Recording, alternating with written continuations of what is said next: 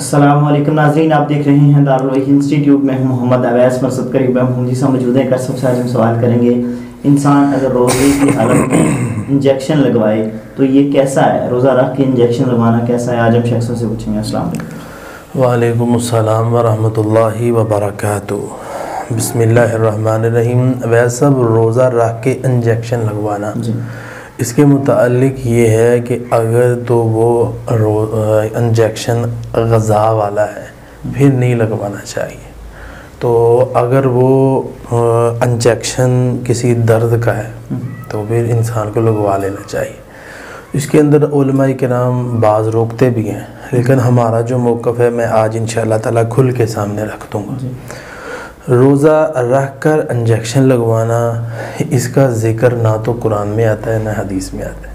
उस दौर उस ज़माने में ये मेडिकल प्रोडक्ट थी नहीं, तो ये हमारे दौर में अल्लाह ने ये नेमतें दी हैं। इसका ज़िक्र नहीं मिलता। हाँ, अल्लाह ताला ने कुरान मजीद के अंदर फरमाया, 187 नंबर आयत है और ये सूरह अल बकरा की, कुलू वशरबू, खाओ और पियो, हत्ता यतबय्यना, हत्ता के वाज़े हो जाए सफ़ेद धागा स्याह धागे से, मतलब सहरी निकल फजर का टाइम हो जाए तो फजर तक आप खाओ, मगरिब से लेकर।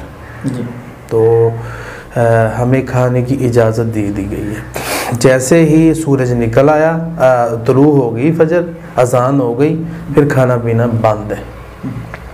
तो अब ये है कि बंदा खाने पीने वाला इंजेक्शन, जो ग़ज़ा वाला इंजेक्शन है, वो ना लगाए।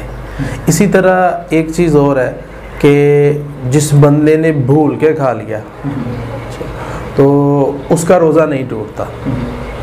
अब ये है कि इंजेक्शन लगवा रहा है, जैसे आदमी जो है वो विटामिन का इंजेक्शन कोई लगवा रहा है, इसी तरह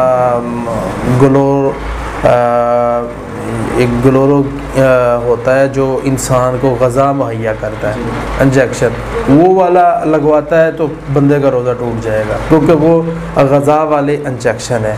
हाँ, बंदा दर्द वाला इंजेक्शन लगवाता है, उससे कोई मसला नहीं है।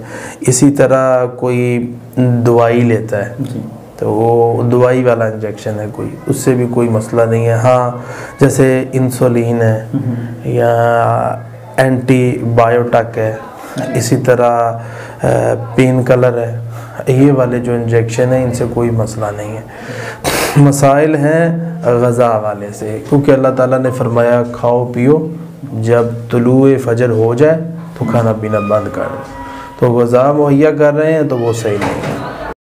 बेहतरीन सदका जारियां हासिल करने के लिए इस वीडियो को लाइक करें, शेयर करें और कमेंट करें।